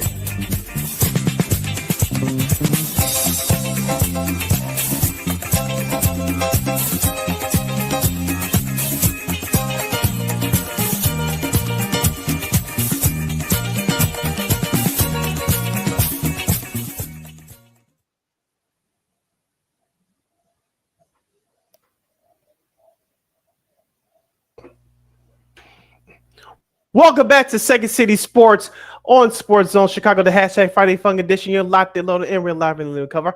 I'm Sid, that's LaKeena. You can follow yours truly on the Twitter, X, and the IG at SidKid80. Once again, it's SidKid80. That's SIDKID80. That's SIDKID80. You can follow McGee on the Twitter, X, and again, IG. This is our sports potpourri segment. You have any questions or comments on any of the topics that we discussed on today's show thus far? This is our last break of the show for today and for the week. So if you have any questions, like last minute questions or comments, hit us up in the comment section at Sports Zone Chicago's Facebook page or Sports Zone Chicago on YouTube. Type in those questions or comments in the comment section. LaKeena will get that up on the screen for you as we start with this sports potpourri segment talking about one of LaKeena's favorite sports, college football. Yep. Yesterday, all the networks released their early schedules for their college football season coming up. You have to wait till August, but it feels like it's coming in fast and furious. Now we'll start with Fox. Their noon kickoff. They're coming in strong. The defending champs, Ohio State. They host Texas. So the guys from Fox from Big Noon Kickoff, I should say, will be there for the game. They'll be on August 30th. On September 6th, you've got the Battle of Iowa, their annual tradition there. I'm glad this is becoming a big thing especially in the last like 20, 25 years. This time Iowa will face Iowa State in Ames. And also Northwestern's getting a little bit of love for the Big Noon Kickoff on September 13th. They'll host Oregon. That'll be interesting. We'll see where Oregon is by then. That's a good first three games of the college football season on Fox. Yeah, so Northwestern's stadium will get some love for the lake. So the lake, the Northwestern stadium on campus by the lakefront will get some love there as well. I think, I don't know how Northwestern is projected to do this year. We'll get into that, as you mentioned, as we get closer to the start of the college football season. But I think looking at this offhand, this is more about getting Oregon into that early time slot, because kickoff is at noon Eastern, 11 a.m. our time, but it's 9 a.m. West Coast time. Mm-hmm. Yeah, I think this is what Oregon does in this time window, because most of their games is in the afternoon window, around 2:30, 3 o'clock our time. Yeah, I'm sure. I wonder how I'm sure they're going to have his guys there perhaps maybe the day before, a couple of days before, to kind of get. And it's not the first time. I think they played an early game last year. So I think this won't be a new thing for them. So this is the kind of thing of having those former Pac-12 squads, coming into playing the Big Ten. You're gonna have these kind of matchups. So it'll be interesting to see how they do it here. But yeah, it's gonna be interesting to see how this kind of boils down here and see what happens. But it's gonna be interesting to see what happens during that game. But now on ESPN, and ABC, the ESPN they released their schedule as well. August 30th, you got LSU and Clemson. Of course, last year we saw what happened last year in that matchup there. That's going to be on August 30th at ABC. And on September 6th, also on ABC, you got Michigan and Oklahoma. We'll see where those two teams are. That's not going to be one of the games Sharon will miss. He'll actually be coaching that game. So, early right, coming off that suspension, right in there. Yeah, yep, right in there. So, so yeah, I'll be interested to see how both teams look. Both teams are expected to be very good this year. And also CBS will release their early schedule. I'll only do the first couple because they did their whole schedule, but we don't have time to do the whole schedule. We'll get to that as the season goes on. But the first few weeks on CBS, you got Stanford at Hawaii. That's gonna be at 6:30 Central Time. So for those of you who like watching Hawaii games and want to stay up late, you actually get an early game, in a reasonable hour. So you'll be able to watch the Hawaii game there. Nevada and Penn State on August 30th at 2:30, I should say. And Oklahoma State and Oregon. Speaking of Oregon, gonna be featuring Oregon again. This time as they host OK State on September 6th at 2:30. So Oregon's gonna be featured a lot during these early matchups in college football. Yeah, they're one of the premier teams in the country, and now playing in the Big Ten, you're going to be showcased just that much more, especially in the national window. So, Oregon is getting a whole lot of love from these networks. I want to ask you, LaKeena, doesn't Bill Belichick's squad, the North Carolina, don't they debut on Labor Day night on ESPN? I thought I saw that somewhere. Yeah, I thought so. They do. Hopefully, minus his current significant other, but I digress on her. But I know that North Carolina is going to get some national love at least early. Yeah, so we'll see if any of that stuff becomes a distraction. So we saw all the stuff's been transpiring these last few weeks with them. So yeah, they'll be playing they face the TCU on September 1st. So that's gonna be on ESPN. They'll have the whole spotlight to themselves. So that's gonna be interesting to see what that matchup is. We'll see how the Tar Heels look. Yeah, and speaking of Fox, I know the numbers improved from last year, even though it was on a different network. But the Indy 500 did very well on Fox Mhm. this year. This was their first year covering it, auto racing. I know they've been doing stuff with NASCAR for years, for the last 2 decades, but this was their first year covering the Indy 500 this past Monday on Memorial Day.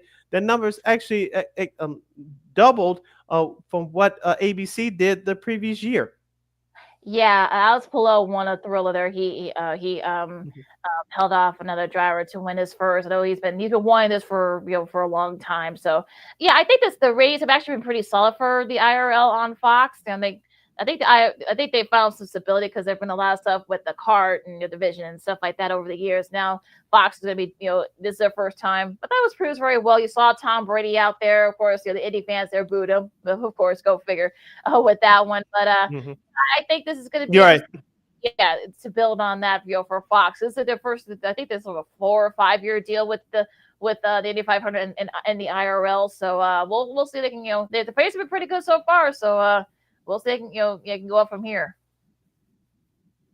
All right, keeping up with the sports media news theme, we'd like to say congratulations to two friends of the show, Layla Rahimi and Marshall Harris, during this past Tuesday night's game between the Colorado Rockies and the Chicago Cubs. Uh, both, of course, new midday hosts permanently on 670 The Score Chicago Sports Radio. They did the 17th stretch, take me out to the ball game in front of a sellout crowd at their Wrigley Field last this past Tuesday. Both of them did a great job in my eyes.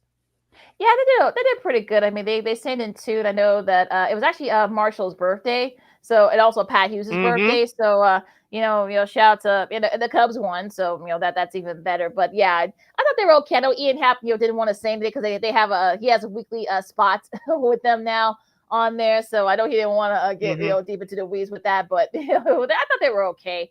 Our buddy Mark Grody, did not get an invite. I'm a little miffed about that. So we know he's a good singer, so but maybe down the line they will. But yeah, but I thought they were okay.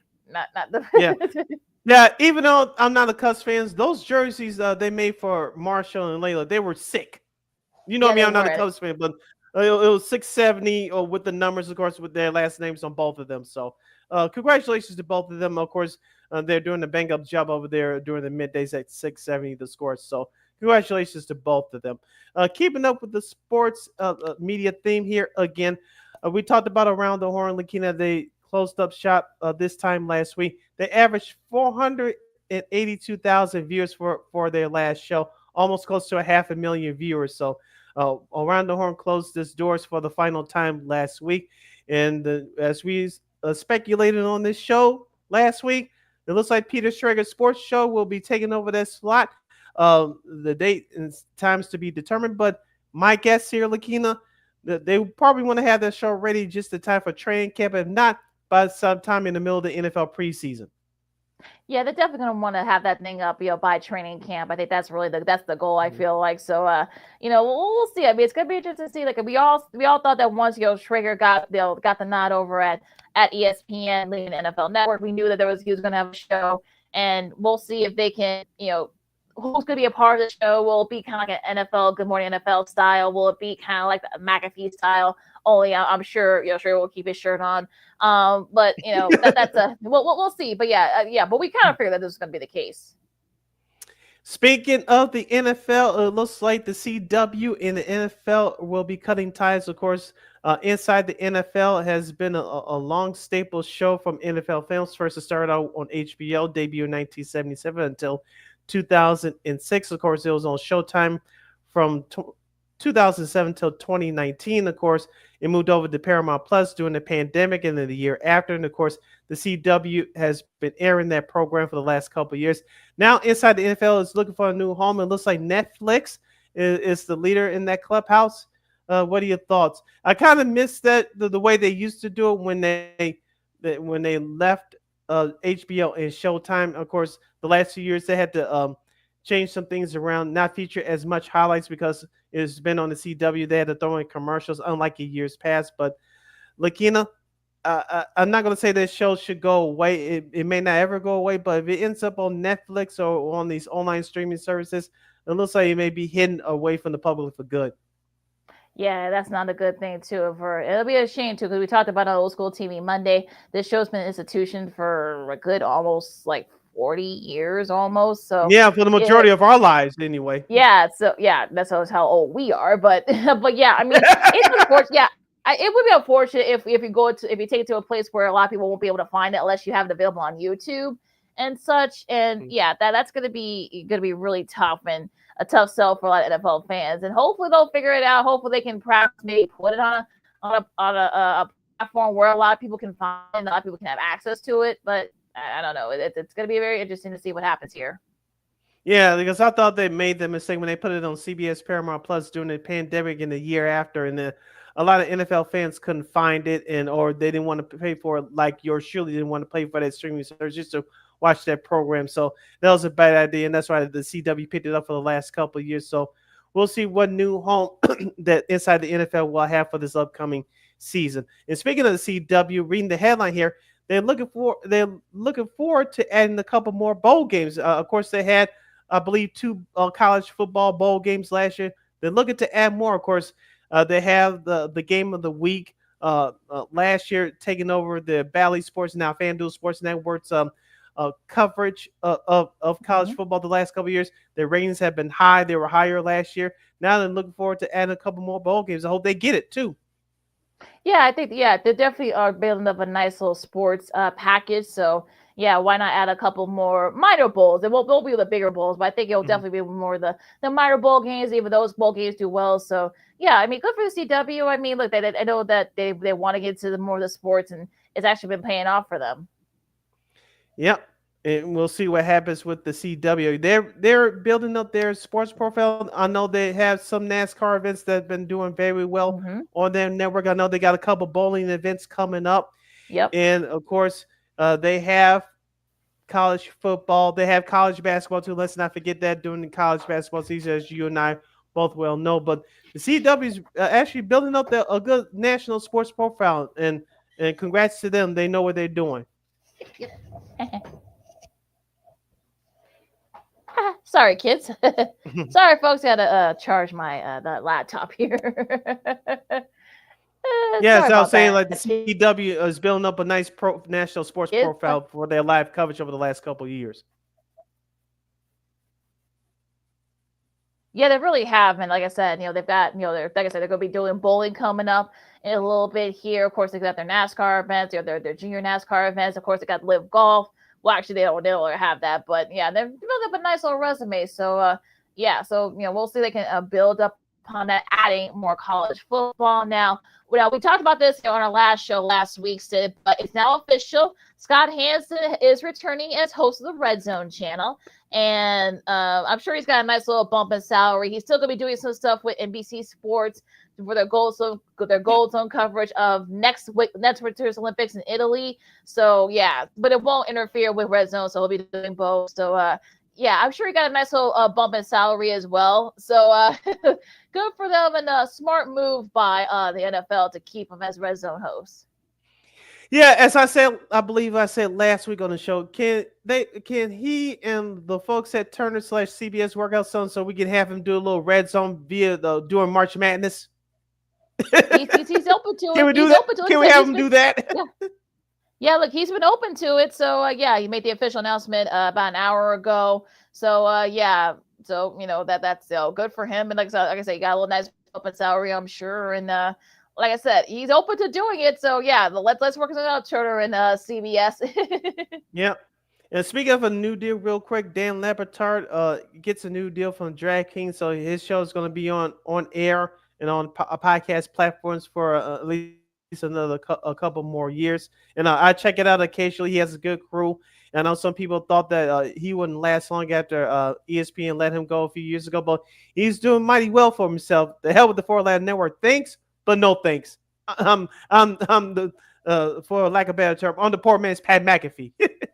Yeah, exactly. So he's been able to he's a lot more unfiltered now than he was on ESPN. He's a lot more freer. He said that before. So yeah, so good for him for finding another platform. And also we want to say congratulations to Kenny Albert. He passes his dad Marv for second all time in national TV calls. With calling number 1482 during during that game with from the Florida Panthers clinching series against Carolina. And of course, Marv made an appearance on there. And of course, he thanked Kenny thanked, of course, his hockey partner Eddie Olczyk, and of course his wife and his two daughters. I know he said that his wife Barbara actually doesn't mind him being out the house from time to time, so it makes him appreciate him. When does he ever go home? Yeah, well, I think his wife prefers it that way. People even call him the Cal. Well, Mark would call him the kind of the Cal Ripken sports broadcast on a national level, which in a way he kind of is, because he's done NBA, he's done NFL. Of course, he's been doing that for many years on Fox. Well, and also Major League Baseball on Fox as well. He's done that for a little bit too. So, I feel like he's very underrated. I think he's proven that he is more than Marv's son. I think I think he showed that. Yeah, he's actually a really good announcer outside of his dad's. I don't want to say shadow, but outside of his dad's name. Yeah, don't forget about Steve Albert too. Long-time announcer for the Phoenix Suns and the Golden State Warriors for back in the day. So you mentioned Kenny Albert has done well, mighty well for himself, creating his own identity. He's not just he's Marv Albert's kid and he's just getting big breaks. No, he's done well for himself. He's one of the top announcers that we have here in the United States. So of course, he has some local ties with our Chicago teams. Of course, he did a couple of Cubs Sox series. Of course, next year will be the 20th anniversary of the A.J. Brzezinski home run at Wrigley off of Ryan Dempster. He called that with Lou Piniella. You can watch that game right here on YouTube. Of course, he did memorable Bears games, especially from that 2001 team. He did that San Francisco Bears game with Mike Brown's first overtime interception return for a touchdown. He called that with Tim Green on Fox back in October 2001. And he did some White Sox games here and there too for Fox. So he has some memorable moments in recent Chicago sports history throughout the years. And of course, like I said, he did some Bears games too. The only thing he hasn't done is Bulls games, of course. You mentioned he did the NBA. Of course, he's a fill-in for the Knicks on MSG. So he's done it all. Yeah. And of course, the Blackhawks, as we celebrate the anniversaries, he did some games for them as calling their games as well. Yeah, he's only 57, which is still very young by broadcast standards. So he has no slice of slowing down. He'll be doing the Stanley Cup. Remember, the Stanley Cup Final is going to be on TNT this year, so he'll be adding that to his resume too. All right, you're listening to Second City Sports on Sports Zone Chicago. Sid LaKeena here with you. We still have some time left, not much, but we teased this before the break. The NBA on TNT will be coming to a close perhaps tomorrow night, if not definitely Monday night, if there's a Game 7 between the Pacers and the New York Knicks. LaKeena, I didn't get a chance to check out the whole program, but I saw some clips on YouTube, of course, following Game 4's coverage the other night. TNT aired the behind-the-scenes documentary about how Inside the NBA came about and how Ernie Johnson, Kenny Smith, Charles Barkley, and Shaq had developed the chemistry over the last decade plus. And I know Shaq was crying toward the end of that documentary as Ernie Johnson was breaking down in his speech to the entire behind-the-scenes crew. But Inside the NBA is going away from TNT, but of course it'll be back on ESPN starting next season in the fall. Shaq said the other night following last night's game, we them boys. Everybody thinks that we're gonna change this. We're going over to another network. No, we them boys. We still going to be the same. Your thoughts about the documentary? If you had a chance to watch it the other night? Yeah, I watched a little bit of it, and it'll be interesting to see if I know ESPN has said that they don't want to perhaps maybe break away from it, so they may have to clean up a little bit of the language. It's not like they swear a lot, but it's kind of like they have to kind of change their dynamic a little bit so they can keep kind of like the flow of it and the action of it. I think maybe they could do just fine, but it's going to feel very different on ESPN. So we'll see what happens with that. But yeah, I'm kind of just to see how this is gonna go. But I know Shaq said that they're not changing anything, so we'll see. Hmm. Yeah, and I think another angle that we had to watch out on it as well. We know Charles Barkley, even though he doesn't really swear that much, unlike the popular opinion that's going around, he calls out ESPN a lot, especially with Stephen A. Smith and that first take program, or as I call it, first fake program. I wonder if he steps out. Just we know he's an edgy guy. He tells it like it is. That's why we love him. But if he steps out just a little bit more when they start in the fall on ESPN, if he really has that quote unquote banter rivalry with Stephen A. Smith at ESPN, will it drive up those ratings for both those shows? Because as we know right now, that inside the NBA, we love them because they speak to fans that one, they want honesty, they love the personality, they're unfiltered, and then they're bold, they're unafraid. And people can say the same thing about First Take, but we know that it's Stephen A. Smith show and everybody else. So it's going to be interesting to see when Charles Barkley steps out and criticizes the network, criticizes Stephen A. Smith, how harshly it is. We don't know, but if and when that happens, is WHEN when that happens, will the network come down hard on Charles Barkley? Will Stephen A. Smith go extra hard at Charles Barkley? It's going to be interesting to see how that whole dynamic plays out. Yeah, I mean, I'm sure. I get my camera up here. I'm sure they'll probably be on Get Up. I'm sure as well during the season. But yeah, like I said, it's going to be how they're going to come. I'm sure they're going to be. Yeah, I know. Look, we know that Ernie's still going to be doing stuff from Turner. That's a given, and we'll see some other changes that might happen during that. So, will they're still going to do it from the same studio? We'll see. They can kind of still, have that dynamic that they've had, like I said. So, like I said, you might see Stephen A. on there. I know they say they don't want to change it too much to have it too much on the head for people, but I'm kind of interested in how they're going to do this. But yeah, it'll be interesting to see what happens. Whether I know you guys check out Richard Jackson's article on The Athletic. I know they've been touting whether it's tomorrow or Monday, whatever the last game for TNT will be. But yeah, I know there's going to be a lot of tears. There's going to be a lot of it's going to be a lot of other stuff too. Going to be a lot of emotions and such. So yeah, we'll just see what happens these next couple of days, on Turner as they cap off their NBA on TNT coverage.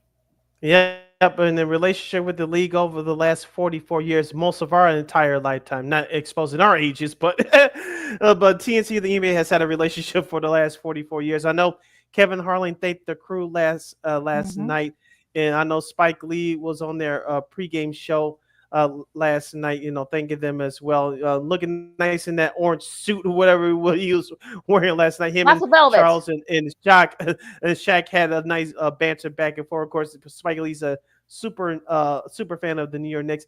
I'm sure he's going to be traveling as we speak to Indianapolis to watch his Knicks tomorrow night. So it could be, like we said, it could be the last game, possibly the last game of the series. If it is, it'll be the last game for Turner in covering the NBA. So it's going to be a historic night tomorrow night in more ways than one. Yeah, so yeah, that's a lot of velvet he wore last night. So so yeah, so we'll see that basketball light that kind of put me off a little bit. But yeah, we'll see what happens tomorrow night. But like I said, yeah, and of course, like I said, that Game 6, we'll see if the Knicks can send it to 7. That'll be, of course, it'll be on TNT and True TV and also streaming on Max. So yeah, we'll see you guys check that out. So yeah, we'll see. But yeah, could be interesting to see what happens in that game tomorrow night. Yeah, quickly, LaKeena, who gets it done tomorrow night? The Knicks or the Pacers? If you're the Pacers, you better win. You better win this game. That's all I gotta say. You better win it tomorrow. That's all I'm gonna say. Because you don't want to go back to MSG go back to MSG for a Game 7. You do not want to do that. Yeah, I said the Knicks is 7. I will stick to that. But if the Pacers come out strong, as I said earlier, you get Karl-Anthony Towns in foul trouble, especially with the knee issues that he has currently. I think it's going to open it up for the rest of the Pacers guards and for them to have a great shooting night. Of course, role players play better when they're at home.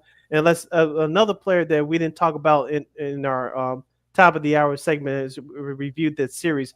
Obi Toppin, who's had his moments in this series for the Indiana Pacers. I'm looking for him to be that spark plug, also coming off the bench along with TJ McConnell tomorrow night as well. We just to see what happens with that game 6. Some late NFL news here. Bryce Huff, the edge rusher for the Eagles. Well, he might be going to San Francisco, according to Adam Schefter. They're working on a deal to bring Huff, to the fold, to shore up that D line, and of course, Robert Saleh.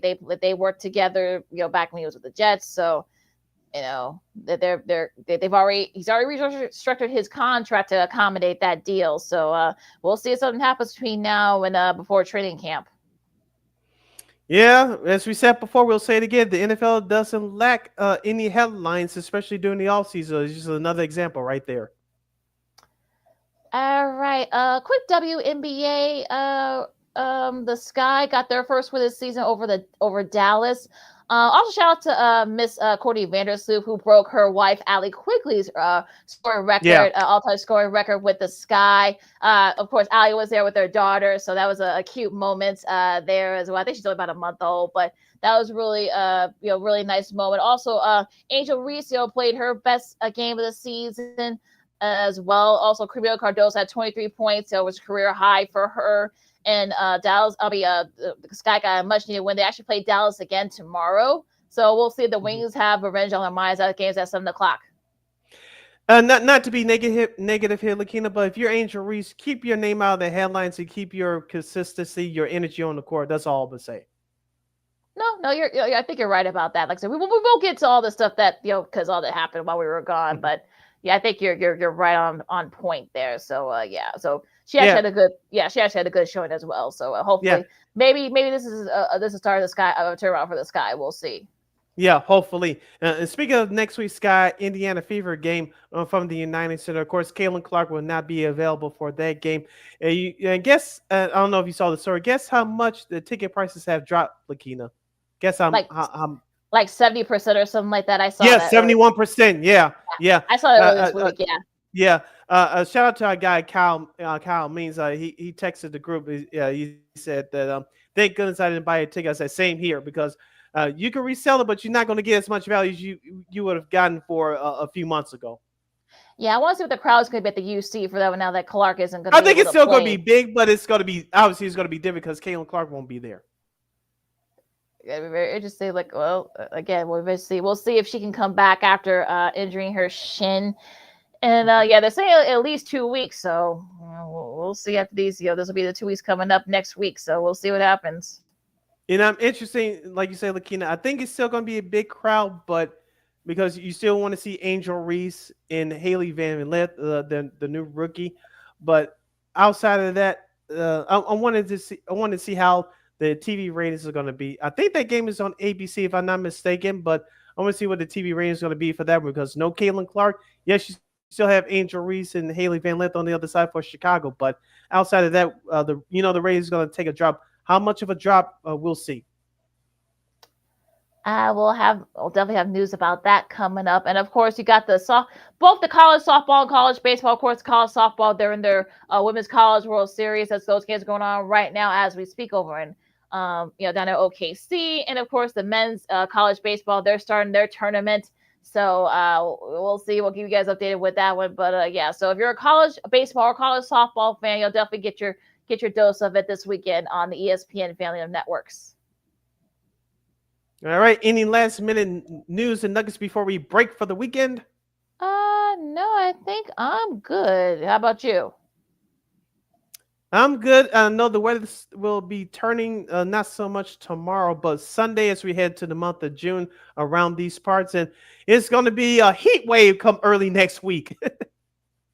Cue Martha and Vandellas with that heat wave song.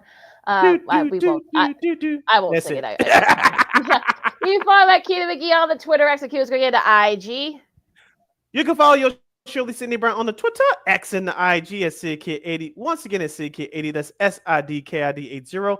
SIDKID80. Be sure to download the Sports Zone Chicago app wherever you get your apps. Please follow Sports Zone Chicago on all social media platforms on Facebook, X, Instagram, and YouTube. Please subscribe to our podcast. Are located at War Media Podcast.